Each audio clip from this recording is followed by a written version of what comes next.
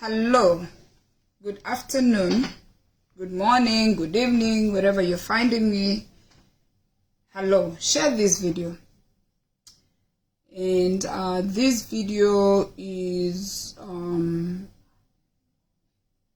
more of what I know here in America, for those ones who live here in America.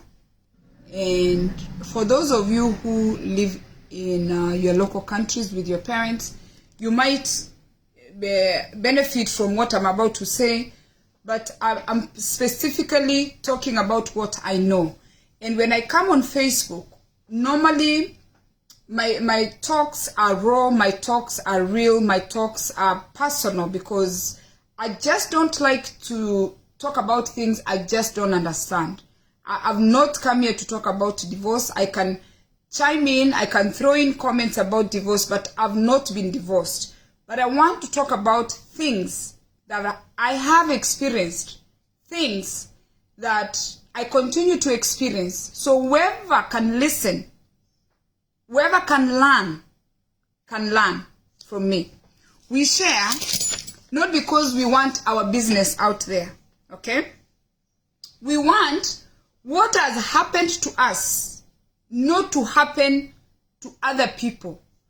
That is why we come here, so we can share whatever crisis we are going through sometimes with our families, with our co-workers.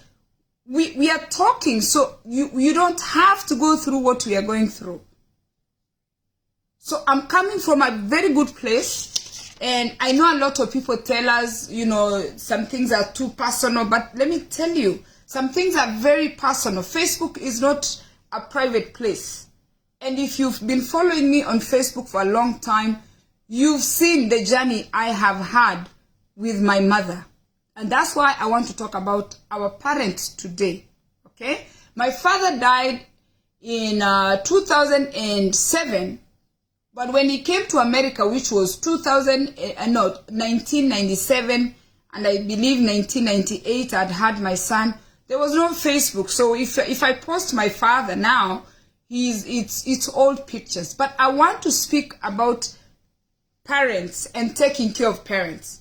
So when I came to America, I have a long history here. On the 23rd of this year, of this month, I'm going to be here 31 years. That's a long time. So when I came, the children that were born are 31 years old. So I speak as an elder, and I speak as a daughter who had both parents when I came to America. When I came to America and I landed here, the first thing I did, I came in January. I believe when you look at my letters that I wrote to my father, I forgave my parents immediately after I started suffering. When I started suffering in this country, the first person I forgave was my father. In fact, I forgave him because my father had 4 wives and one had died, and he had 3 other wives. So he took his children to live with him with the 3rd wife in Kissy Town. And when we lived there, I lived there for 2 years. It was a very good life to live in Kissy Town. But then after 2 years, the boarding school hype came, and my father took us to boarding school. So I went to boarding school in class, like in 6th grade, which we call class 6. But then when schools closed, I went to my mother in the village. The reason why I'm very passionate about this story, and the reason why it's not private, I have to write it in a book. I tell my children, I resented my father so much for sending me to Nyandochewere village to live with my mother while he lived with my other siblings of his last wife in town, where they were eating meat, they were eating fish, they were drinking tea with sugar. They were living the best life. And if they had to go anywhere, the car was there. He had a car, and this car, he had it with him there. While in Nyandochewere, we were drinking tea that, when the sugar was bought, it got finished. If we needed to go to the shopping center, we walked. And we were picking tea. To me, we were suffering. Okay?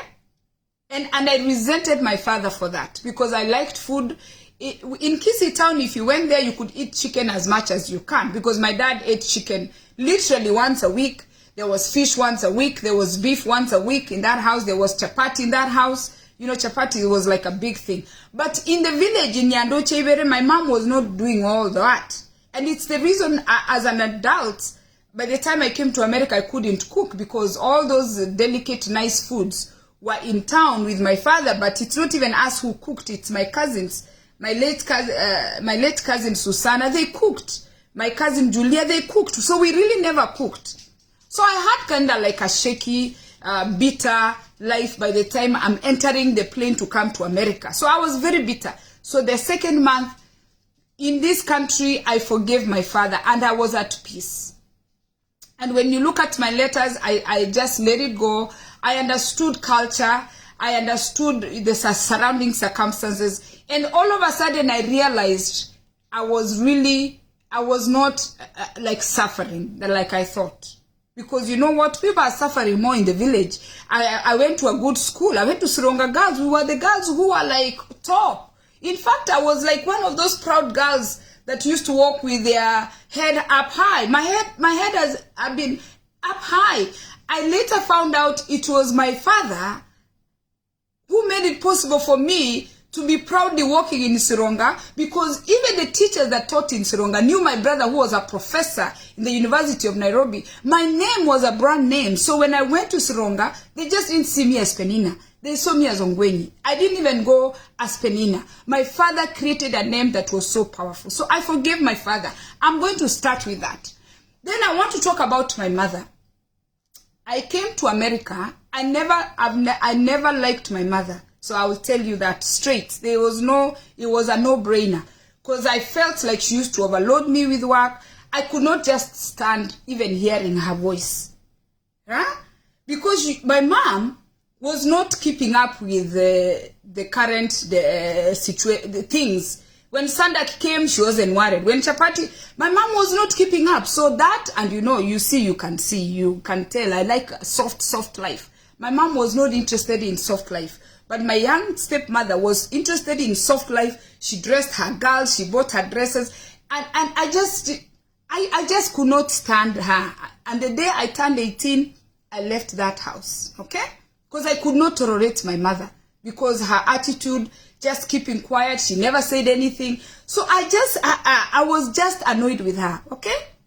So when I turned 18, I was waiting to turn 18 so I can leave that house. So I don't have to hear her voice. But later I came to learn that my mother was severely depressed. I did not know what depression was. She came there as a second wife. She had made a mess of her life. She didn't know what to do. So what she did, she went silent, right? So now she didn't talk. I'm like, why is she not talking? She never engaged my father. I just didn't like that. Anyway, the day I turned 18 years old, I packed all the things that belonged to me that I needed to take away with me, because I was planning to go to America and I was not coming back to her house. I locked all my stuff that was mine, that I wanted to live in my house. That's the kind of person I've always been. I put a padlock, right? All my everything in my nice suitcase, metal suitcase, and I left that suitcase in the house. Everything that needed to come with me to America, because now I left there knowing I'm going to America. I left with it to go to my mom's sister. I moved to a place called Nyamondo, and that's where I stayed until I tried to get my stuff so I can come to America. I left my mother like that. I did not unite with my mother until she came to America. So I want you guys to know I came to America when I was 19.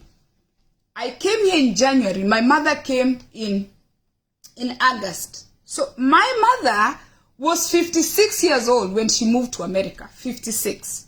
Okay? My brothers went home and brought my mother one way. That was it. My father came to America when he was 71. He was an older man, retired. The first visit, mentally, he was okay. The second visit, he had started having dementia. So, he didn't really know where he was. So, once my mother came, remember now, I'm living with my young brother, and me and my mother again are in the same house, in my brother's house. I was living with my brother going to school, and my mother came in that house. Let me tell you, I could not wait to leave that house. Again, my mom came with her theories, her way of thinking. I just could not subscribe to what mom was saying. And up to now, I don't subscribe to what she says. And it is, I want you guys to understand that it is not a disrespectful. It is being two different people. I'm like my father, and I have siblings that are maybe like my mother. The personality I have is not, it collides with my mom. My mom is a very polite person. She has nothing to say. She just keeps quiet. So, January, February, March, April, May, June, July, August. Again, we ended up in that house. It was a nightmare again. Because according to my mother, she thinks being silent is a solution to all the problems. So anyway, I stayed there for 2 years and I moved. And that's how I went separate ways with my mom. Why am I giving you guys this story? I'm giving you a very long story. I've taken minutes to tell you that there is a time of your life where you need to have a conscious mind and create awareness and know that your parents are no longer in charge of you. You are in charge of your parents. For my mother, I was very young when I decided that my mother was not in alignment with what was happening. I was young. The silence that she had, the quietness that she doesn't say anything. I was young when I identified that Mama was not saying much. So I didn't go to Mama for counsel, because everything you went to tell her, she'll tell you, Kirai, don't say anything. Because in polygamy, that is a way of survival. There comes a time in your life, if you have parents, that you need to make a conscious decision to know when to help your parents plan for their retirement. When you're young, you can plan. Now, I can plan consciously how I'm going to retire. But the kind of parents I had, my mom and dad, did not plan for their retirement. Why? Because that generation was depending on the children. So my mom's retirement plan is me. My mom's retirement plan is my brother, my sister. My mother had 8 children. For her, she had no reason to plan for retirement. I want to tell people now to know, those children that these parents were counting on, their children, my father and my mother, some of them are not able to take care of the parents. Some of them are dead. I've lost 5 siblings. Some of them are gone, right? So they died before the parents. So they left the parents here. That is the generation that believed that retirement was on the children 100%. And that generation is gone. And if you have ears, you need to listen to me. Because we are the next generation who came where not only are we sending all our money to our parents, not only are we sending all our money to our siblings, we are not saving for retirement, me included. At 19, the day you turn 18 in America is when you start saving for retirement. Otherwise, there's a big surprise that is coming your way. So now you can imagine, they did not save anything. They did not plan anything. And here I am, as an immigrant on a student visa. How am I going to start saving at 19? And I did not start saving until I had my child for retirement. I started saving for retirement when I was 26 years old. 26 is when I started putting money aside for my old age. Because now, our children, right now the 3 children, the oldest children are gone. They have their own life. Okay? Because you know what? We are not thinking about what's going to happen to these parents. Now, let me move to my points. I had a few points put down. There are parents, okay, who have exploited their children. Parents, your parents that have exploited you. There are parents, especially parents of immigrant children, that have exploited their children here in America. These parents have costed their children here their marriages. There are parents who have costed their children marriages. I have a very good friend of mine, husband and wife. They are finishing their divorce right now. She makes good money. He works extra. And the father feels entitled to his daughter's money. My friend's father, okay, believes that his daughter's money is his money. And this daughter believes that her money is her father's money, while the husband is working 2-3 jobs. So the father of this girl gets on the phone. She asks for $4,000, $2,000. These our parents that did not plan for retirement or did not have anything put aside are asking for money from us here. They are putting a financial strain on us. And these women now, we are in our 50s. I'm talking about women who are in their 50s, some are 60s, are taking our money and we are sending our money to our families. We are forgetting this our husband is not in the village. This our husband is working 2-3 jobs. This our husband cannot just be at work while you're sending your money to your parents who did not plan for retirement. Yes, your parents did not have a retirement plan the way my parents didn't have a retirement plan. Their retirement plan is me, is my sister, is my brother. So what are you supposed to do if you're choosing marriage? You're supposed to come and sit with your husband or sit with your wife, and it's vice versa, and say, you know what, sweetie, and this is what we did in our case. Once now my mom became my responsibility. Sweetie, dad needs $100 a month. Standard operation. Every month we know $100 is going home. Done. Okay? Okay, sweetie, your dad needs this. Every whatever, this money is going home. We said, because we have a joint account. We were lucky to, because we are aware. We were lucky to think like that and send this money home. Right? $100. Meanwhile, we have our bills going on here. I worked with a Kenyan guy that told me that his wife was stealing money to send her parents. She would go to like a food shop to buy food, and she will ask for cash back because they had a joint account and she could not ask for the money. So she would go to the food store and ask for cash back. When she gets the cash back, she'll take it to her friend and tell her friend to send it to her mother. And this guy came to work one day. I was working with him, and he told me, what's wrong? Why do women steal from themselves? And he told me, a Kikuyu guy, he said in their culture, in the Kikuyu tribe, when a man has married his wife, he has to take care of his family. If you have extra, then you take care of your parents. They are raised to be self-sufficient. Your house, your family. Right? We have parents that have exploited their children. Okay?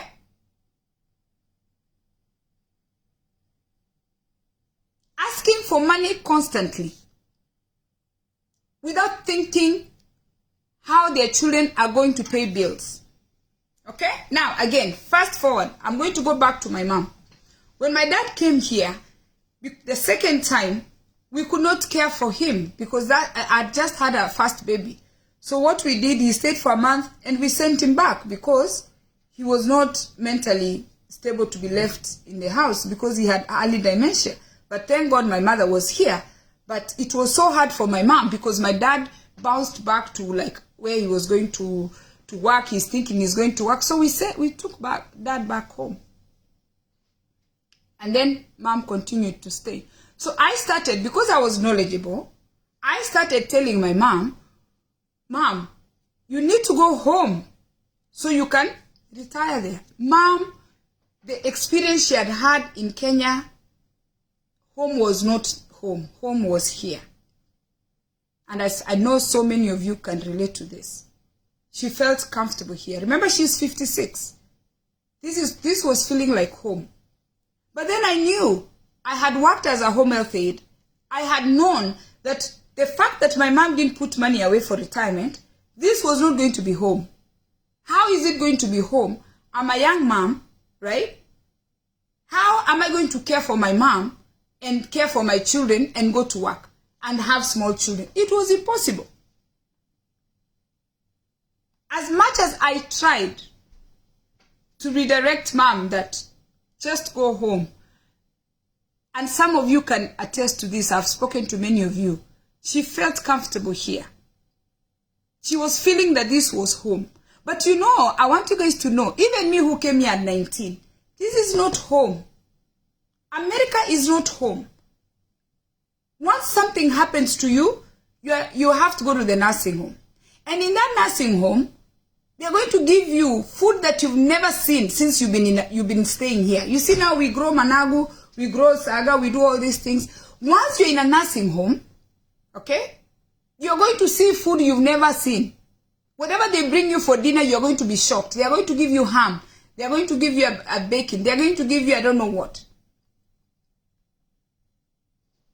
I was fighting with my mom, telling her that retirement is good at home. Because when I came 30 years ago, the people that I found that came in the 60s, that came in the 70s, I found them going back home. And they're back home. Once they retired, some of them retired in their late 50s, some retired in their early 60s. They packed their things and they went home. But we have these mothers who have left Kenya one way. They are here. We have these fathers who have left Kenya. They are here one way. Some of them are working. Some of them are babysitting. Some of them are working at Newark Airport. Some of them are doing living. Some of them are in Seattle. Let me tell you guys, premium tiers are loading. When these parents get to be dependents, you are not going to win. Okay? You are not going to win. Okay? You will not win. And I'm speaking to Kenyans who are like me or immigrants. If something happens to you, you've not saved for retirement, you're not going to win. Because you're not going to... I tried. When my mother got sick in 2018, I took almost a whole year. We have a thing called FMLA. I took FMLA to care for my mother here. But after a while, I could not do it. My sister came from home, stayed with her for 3 months here. We could not do it. She went back with her. She went home. She could not do it. She came back. A time comes when we need to help our parents think. Some of us have destroyed ourselves by listening to the parents when you should have known when to stop and redirect your parents. And tell your parents the right thing for them. Because our parents grew up in the village. They just don't understand how some of these systems work. And even if they grew up in the village, right? They have diseases that people never used to have. They have high blood pressure. They have diabetes. They have all these diseases. But these parents never planned for retirement. And then, the nightmare of all nightmares is having siblings. The nightmare of all nightmares on planet Earth. Being an only child is a problem because you wish you had siblings. Having siblings, you're thinking it's a blessing, but when you go back to Cain and Abel, your siblings could be the ones who are trying to make sure you're finished. Especially if you kind of appear like your parents are favoring you or you're the one saying, I don't know this, your siblings, because of your parents, your siblings become your greatest enemies over your parents. Why? Because there was no proper planning. Right? We don't share because we want people to get in our business. We share for people to know that you people who have parents here, I did not have that power. If I had the power, my mom should have not lived here. Right? She could have been coming and going. And why do I say that? There are mothers that I know, and I speak to some of them, that used to come, visit their children briefly, and go home. But some of these mothers, again, it's our mothers, it's our fathers, they don't want to go home. When do you sit and make a conscious decision that your parents don't need to be in your house? Some of them, especially the men's parents, have made it unbearable for the daughter-in-laws here in America. A man went to the village, Kiamokama, brought his mother. The mother is in the house. There is one lady that I spoke to, that the mother-in-law came, maybe 5 years now. They have frustrated that woman. She wanted to end her life. This woman has no say. This mother, your mother, you sit with your mother in your house, you make decisions. And you know you used to have a father who you left in Kenya. Your mother has come to your house and she has made it impossible for your wife, because everything you do, you're consulting your mother. You're not consulting your wife. I know of a man that called me and told me his wife went to Kenya and brought the mother. She's a nurse. She's working constantly. The guy works in a warehouse. His schedule is flexible. She's subjecting this man to keep taking mother to the doctor's appointment. And now, you know the kissy. When you go to that appointment, they're asking questions that they need to ask the mother. So your husband, Abu, has taken my mother to a doctor's appointment. These are some of the things that people are going through here. And they're asking the mother-in-law, when was the last time you had your period? For a kissy man to ask his mother-in-law, Mama, indio malikuwa rocho motieni. Can you imagine? Mama, when was the last time you had your period? Mama, yani maswali are so personal. Very personal questions. And this woman, because she's a nurse, she cannot call out. Because she's looking at how much money she's going to lose calling out to take her mother to doctor's appointment. And these mothers have made their children's life here in America unbearable. You're going to look back and ask yourself, why did you do that to your family? There comes a time you need to make decisions for your mother. And your firstborn child, who's the oldest child of the family, is just as bad as the mother, as bad as the father. You know why? They're in the same generation. We, the young children down here, we look like we don't care. But we are moving with the times. We keep it real. But you see now, my mom thinks I'm not mentally stable. Meaning, the things I tell her, they sound like they are crazy. They don't make sense. You understand? Why? The age difference between me and my mom is so big. I'm number 7. I'm telling her things have changed. I don't make sense. But when she speaks to my oldest brother, they're in the same country. They're in the same mindset. Because you know what? They are close in age. They grew up in Riamisiani, which is like the village of villages. Like, you know, you have your village, and then there's a village of villages. So they are thinking like village of villages, even when they are here. Not in a bad way. It's the generational thing. But if I can start telling you the challenges Penina, I have faced with my mother. You saw recently I posted a video. My mother cannot walk in and out of this house. We have to lift her. And someone is going to tell me, oh, you should make sure your mother stays there because she stayed in your house. She took care of your kids. That's the biggest statement that I hear out here. Let me tell you guys. There is the right thing and there is the wrong thing. You can defend a lie all you want, but the truth remains to be the truth. If you took your mother, if my mother left here and went to Kenya, right? The children were not going to be left in the house alone. When we are sitting there and people are telling me, Penina, you're saying, but you kept your mother here. My mother wanted to be here. If my mother had to speak right now to you right now, she will tell you Kenya is the best place to be, because now, finally, she has come to a realization. This is not the place for old people who grew up in the village. But when I kept telling her from the knowledge I had, I was not making sense.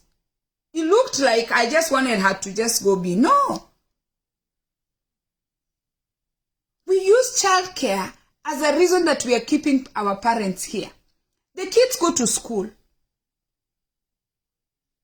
And I want people to know that. You can take your children to daycare. Oh, you always have to ask. You always have to defend the truth. Oh, did you take yours to daycare? Yeah, my kids went to daycare. They were in daycare. But my mother was here because she wanted to be here. My kids were in daycare. And I never worked. I cried in the other video before I was getting teary because I've always worked. I worked in the group home where sometimes we were given, salaried, and we are given flexibility of hours. I was present, but she was here with me. But because my mom, the way she is, her generation, she didn't understand that retirement is a very serious thing. Now she understands it at 86. If you sit with her, and I'm going to do that documentary with her for the sake of my children, she will tell you she wishes she knew what she knows now. She knows now that she didn't know that my kids were going to grow and go away. She thought the kids are home. Everybody goes. I told her, Mama, when I turned 18, I left. We all left. We left Nyandochevere. Nyandochevere has been so empty for years. I was having this conversation with her last week, on Thursday. I said, Mama, we were not going to be Nyandochevere. Not your sons, not your daughters. There was nobody who was going to be in the house. In America, they call them the empty nesters. My son left and he went to college in Pennsylvania. He lives there. She was shocked. How? You don't blame Mama for that. She did not understand that this is how the system works. So now some of these parents, not just mine, they go to Kenya, they stay for a few months, they say, bring me back. You bring them here, they stay for a few months, they tell you back. Let me tell you, if you have a young family, if you have a husband, you have a wife, you have small children, because of poor planning, you're going to find yourself in a very bad financial crisis. And none of us is thinking that it's coming. And these parents, after they've done the destruction they're going to rest in peace. And then now your time is going to come. Your mom is telling you to take all your money, you're sending it home. Your mom is telling you all your money, you're sending it to your siblings. Your mom is telling you you're taking this money, you're doing money. Your mother is in your house dictating a paycheck. You're not even self-employed. You're not a millionaire. You're sending your money left, right, center. You're sending your money everywhere. You're stealing from your wife. You're stealing from your husband. Your parents are calling. Every morning they're waking up, they're calling. They're asking for this, they're asking for that. We do not blame the parents. A time comes, you have to help your parents plan. How can a parent get on the phone and ask for $4,000? They become children. They are asking for things that don't make sense with the current situation. Was COVID there? No. Were people being laid off? No. Were companies going out of business? No. COVID changed everything. Do your parents understand that? No. Whose responsibility is it to redirect the parents? It's your responsibility. I share and I talk about this so we can teach other people not to do these things that we have done. We've learned. We learn from our mistakes. Thank God my mom's mental status is good. If my mom's mental status is not good right now, I'm only 50. So I have to quit my job and stay here. I never saved enough money to be a caregiver to my mom. My children are going to college. Am I going to leave my mom here with the dogs? The person that I'm paying to come and stay here with my mom in the house, okay? I have to make sure mom is eating well. I have to make sure mom is taking medication. So in 2017, I went on a project and I told her, so now the project of your house is coming up. Now you have to really get prepared to go home now because, you can walk around, talk to your fellow villagers. I went and I put up a house for her. I don't have a house myself. Right? Four rooms, bedrooms. So I was imagining when I was looking ahead, she needed 2 home health aides. And I told her these things, by the way. I said, Mama, you're going to need a caregiver at night. and you're going to need a caregiver during the day. And I said, and then even with the 4 rooms, I think there are even 5 rooms. When we come, we have a room to stay. So when we come to visit, when these grandkids finish college, they have money, then can come and visit you, so they have rooms to stay. I put up a house for my mom in 2018. Because the stage that my mother is right now, she needs 2 caregivers around the clock. 2, not 1. Because her calling rate, if you've worked in the nursing home, you know, my mom's calling rate is every 5 minutes. Awake time. The only time she won't call you, if she's sleeping. As soon as she wakes up, her neck is hurting. Her back is hurting. Her legs are hurting. She needs a diaper change. She needs to eat. She needs medication. She has a headache. I keep repeating myself. I tell you to tell you. You have to be in charge of your parents. There are times that comes you need to be in charge of your parents. This is what I've learned. They might give you resistance, but don't wait and find yourself in a bad situation. And then that's now when you want to start thinking what's going to happen. My sister Margaret is saying, retirement is real. Read Development Stages, Erik Erikson, Theory of Development, Conscious of Self-Awareness will help. Yeah, because you know now. And then another thing, most of you can attest to this. I don't know about your children. Let me speak about my children.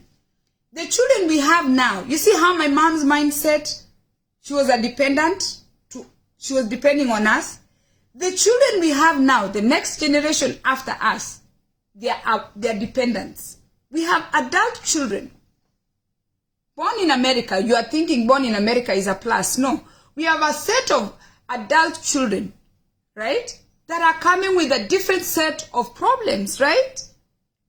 Because of the time that they are living in. They are depending on us. So I can guarantee you,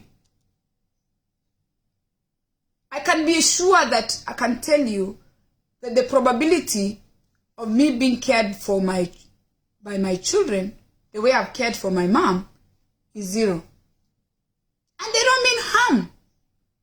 My son is talking about going to LA. Right now, my other son is in Wyoming. My daughter is talking about moving to Texas. The baby who's 12 is going to go. These children of mine will be in different locations. The same way I left Nyandochevere and I came here to New Jersey. I left my mother in Nyandochevere. My children are going to leave this house. I can guarantee you, your children are not going to care for you the way we are caring for these parents. Thank me later. If you are not planning for your retirement right now, thank me later. Thank me because I have seen it. I lived here for how many years? 30 years. This, my mother's situation, I knew it was coming. But because of my mom's challenges and the culture and the kind of mindset she had, she did not keep an open mind to foresee herself in that situation. She tells me she didn't know she was going to get old like that. And she's done. She has, well, no, like really, she's shocked that she can't walk. She didn't know she might get to a place she can't walk. She's very shocked because back in the day, people did not get sick. They didn't have diabetes. They didn't have blood pressure. People in the villages got old, nice and strong. But because we made the mistake, and I'm telling you the mistake, of taking these parents, I gave you the age so you can put it together. Taking my mother at 56. 56, she was not even at retirement age. Taking a 56-year-old and putting her in a bedroom for 30 years. A 56-year-old came to America. She did not work. She just sat in the room. She sat, literally sat. And you know that's the reason she's in that situation that she is. And we learn from each other. But my mom was not aware that being inactive was bad for her.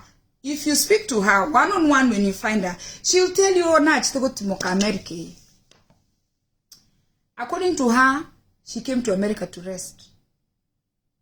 She did not know, because she didn't have the knowledge, to know like sitting in a bedroom with children babysitting is not a good thing. She needed to be with her chicken. She needed to be with her cows. She needed to be like planting. I know a lady that came with my mother that goes back every year. She comes here. Let me tell you, that lady, hey, that lady is a lady to admire. When her daughter had the children, she came and helped the children, the daughter settle in. But she told me, she came with my mother around the same time. She told me, America, I can't stay. We have Kenyan mothers who come here and say, this is not for them. That lady stayed.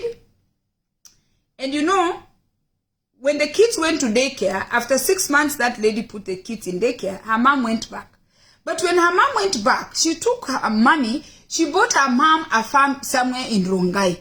Her plot now. My friend bought a plot. Yeah? Liz, thank you. A farm. Not even a farm. A plot. A farm. My friend built a house for her mother. She has pigs. She has cows. She has goats. And this lady used to come. This mother used to come. Every time the kids are about to close, she will come and take my friend's children. Because remember, it's grandma. My friend will put those kids in the flight and send them home with her. I did that. I sent my children home, every other year with my mom. They stayed there. But she didn't have a home. And that mother, that lady, she's a kissy woman. She would stay with those grandkids. When September, when the school is about to open, she'll bring those children here. Okay? These children went to Kenya, to my friend's mother, every summer. These children are in their 20s now. And if you go to that lady's home, my friend's home now, it's her home. The apples are there. The passion fruits are there. The pineapples are there. The loquats are there. Eh? My friend has a beautiful house. It's her house. But that house, she built it for her mother. She has other siblings who are here drinking. But her mother, because her mother was a strong mother, she said, no, in America, think of it. She went back. And now every summer when these kids, they're in college now. When they don't have, they are not busy, they get in a flight. Kenya Airways now is direct flight. They go stay with grandma and come back. Grandma kept active. So taking our parents to come and put them here in the house, because you're using them for childcare, and that's why I'm telling you, defend a lie until you find out the truth. You're going to look back and regret it. Let your parents go and plan for their retirement. And if you're married, speak with your partner how you're helping your parents. If you're not married, be careful. Your parents are going to exploit you because they don't know. They are from a different generation. They are depending on the children and they are taking all your money and you will never have anything. You know how many Kenyan men now we have in nursing homes? We have a lot of Kenyan men that I know that are in nursing homes. They came here in the 60s, 70s, and 80s. Those people that we found here, they are now old, sick in nursing homes. I needed to speak about this today because let me tell you, we don't share because we just want to share. We want people to know whatever has happened to us so you guys can learn. Do not take your parents and bring your parents and put them in the house. Do not send your parents money excessively while you're not even planning for your retirement. Do not steal from your husband. Do not steal from your wife and give your parents money. In conclusion, the Bible says that a wise parent leaves an inheritance for their children. I want you to know. Let me move close and let me sip water first. I want you to know, these parents who do these things, the reason why your parents are asking money from you, It's because they were not wise. And even if you send them money, the wise parents, you send them 1 time, 2 times, 3 times, they'd have used that money. Let's say the ones who, if you came from poverty, your parents were poor. We understand that. Now you're finally in America. If you take $2,000 and you give your mother, you take $2,000 you give your father, that is a little capital for them to start something there in the village. The reason why your parents are dependent, it's because they were not wise. A wise parent leaves an inheritance for their children. Because they did not know, they did not have the knowledge. If I had to bring my father back and tell him, I could have told him he had no reason to marry 4 wives. Why have 21 children? All these cousins, he was the one helping the whole village. And let me tell you, if you're the one helping people, when your time comes, there is nobody who's going to help you. You're going to find yourself alone. You keep sending that money. You're employed. You're not a millionaire. You're not a Bill Gates. You're not Elon Musk. You're not Mark Zuckerberg. Money is not working for you. You're working for your money. And you're taking your hard-earned cash. You're sending it to your parents who don't have wisdom. That is the reason that up to now they are dependents.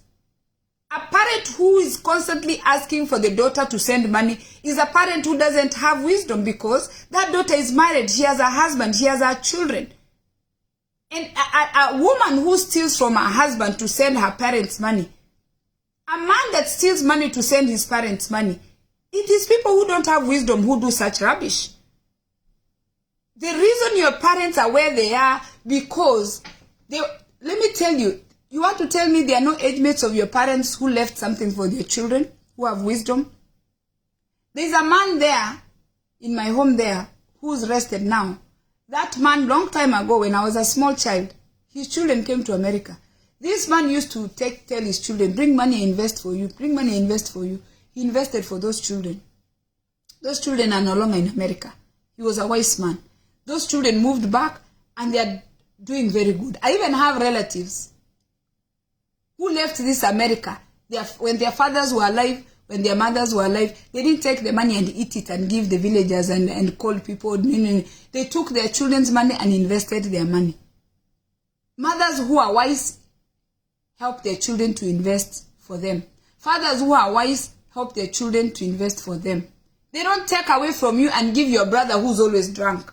They don't take away from you and give your sister who's always collecting children from everywhere. Every time you turn around, she's pregnant. Every time you turn around, she's married. These parents who do these things, they are not wise. And women, let me tell you, if you're a woman listening to me today, and I told mom, I was telling mom, we were talking. I said, Mama, the Bible says that a man who has found a woman has found a good thing. Daddy found three women. I don't know why we are not millionaires. Daddy found 3 women. He had 1, 2, 3. And I told my husband, had these 3 women been very wise, they could have married a millionaire. My husband would have not met me. Because my father kept marrying all these women, just like men. The more money he made, the more women he married. All you need is 1 woman that is wise. Men, you don't need many women. You just need 1 wise woman. Women, you just need to be 1 wise woman. Be a woman that is thinking. Be a woman that is doing the right thing. Don't steal from your family to give your parents money. Your parents who did not plan for their retirement. Your parents who, even when you give the money, they have no accountability. Parents are causing problems in families here in America. They're in their homes, even the man of the house cannot even just come into the living room and watch TV. They're in the house, they have no privacy. And those ones who keep asking me, I had my mother here. I always have to remind you, because I'm telling it for you. Don't think for me. Because you don't know the challenges I have faced of having my mother here. I can only write a book, then you can read the book. Women, once God has blessed you with children, the children belong to you. Women, once God has blessed you with a husband, your husband belongs to you. Stand firm. Wake up early. Find women friends who are working hard. Read books. Listen to podcasts. Educate yourself. Don't find yourself in a situation where you are helpless. You are helpless. Your husband is helpless. your children are helpless. Everybody is helpless. How now? Because you're not doing the right thing. And men, if you married a woman you don't listen to, you're doomed. It's over for you. You will wake up whenever, you and your mother. That's your mother who's not wise. I don't want to call your mother a stupid mother. Your mother that doesn't have wisdom. You will wake up one day and you'll find yourselves without anything. And most of the mothers who ran away, the way my mom say ran away, they were in polygamous homes. They were afraid. They just lived in fear. But don't live in fear. Stand as a woman. Plan for your retirement. Put your home together. Be transparent. Call the truth. Get it organized. You are not going to stop what you're doing so you can be your mother's caregiver. You need to employ caregivers to take care of your parents. You need to build a house that is wheelchair accessible so your parents can get care. They are not sick now. They are old. They just need care. They are like babies. Even regular food, they don't eat regular food. If I showed you a video of my mom, you'll be so shocked. She's like a baby. Right? Some food you give up, she will pull and spit it out. She'll say she doesn't want it. Things change. I did this video for you. Things change. You need to know when the roles are going to reverse. When the roles reverse, start thinking and do the right thing. Don't let your parents take you too long by the time you realize you've done the wrong thing. Some of you have done so much in Kenya, and here in America you've neglected your wife and children. Some of you have done so much in Kenya, and here in America you've neglected your husband and children. You're making money, you're just, like now, they just sent us a message to say that the exchange rate has gone to $1 for 160 shillings. That's a lot of money. So you get on and you'll be like, you know what? Let me just send my mother, let me send my father. A time is going to come, you're going to find yourself in a very bad situation, especially if you're working for your money. Your money is not working for you. If you're on payroll, you could be sick. The way I've been sick since October, I'm sitting here. There's nobody giving me money. I'm here struggling, alone. And if you're the one always helping people, just know there is nobody who's going to help you. The people who are going to help you are not the people you've been helping. It's going to be total strangers who you've created friendship with that are going to help you. Use your head. Remember this video. Plan for your retirement. We share not because we want to bring our personal business in on Facebook. We share because we want people to learn from what we have learned. Millionaires, people who win the lottery, they lose everything. People who used to be NBA stars, they lose everything. People who used to be executives in big company, they lose everything. I have seen people go from riches to rags. You can lose everything. You need to put that, once you turn 18 years old, you need to start putting money away for retirement. And if you have parents who did not plan for your retirement, help your parents with what the English people call with decorum. Don't just send money stupid like a stupid person. Help with decorum. Set a budget for your parents. Call your parents on a weekly basis. Make sure your parents are okay. Forgive your parents for not giving you what they gave you. Forgive your parents for being who they were to you. Because if you don't, that stuff is going to come back to you, and your children are going to look at you and you're going to do the same things your parents did, because it's the same family. It runs in the same family. Stupidity runs in families. Okay, stupidity can be inherited. How you remove stupidity is listening to things like this that I just did, or going on YouTube and educating yourself about retirement, and removing the stupidity and cultural beliefs that don't work anymore, where you're counting on your kids 100% when your children can barely take care of themselves. That is just a mindset that is an old mindset that is going to put you in a very bad situation. There was no COVID, I've said that. There was no moving away from the village. We are not in the village. We've moved away, we are far away. This is not home. This house you don't pay for 3 months, they take it away. Your house in Nyandochebere, once you build your house, my mother's house is always going to be there. God bless you. And in Ekewusi they say, onamato na igwete. If you have ears, you can hear. And then in Ekewusi we say, awono. That means, you know what? you're on your own. If you listen and you dismiss what I just said, you're on your own. You are going to find out. If your parents have died, plan for your retirement. Those your siblings are not going to be there to help you. Those your children are not going to be there to help you. The children that we have right now are called dependents. It's not us who are going to depend on our children. The children we have right now with the mental health issues, substance abuse, they are dependents. God bless you.